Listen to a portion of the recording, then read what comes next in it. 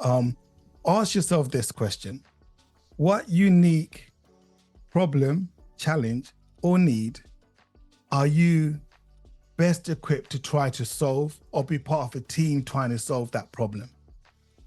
And that is where you need to start working on, identifying problems. Because with AI or any technology, it's going to give birth to new industries to resolve problems that are yet to be imagined or experienced. Okay. So if you understand that premise, same with electricity.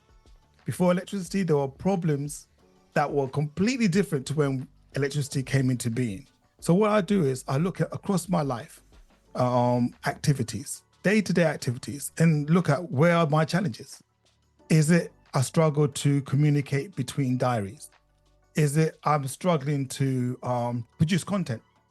It's a typical one like that. The more I train the AI to understand who I am, the cadence, the rhythm of the way I speak, my philosophy, I can produce a content strategy in seconds that I just have to literally follow through when I am struggling. And that gives me guardrails. That gives me some sort of safety in terms of not having to overthink things.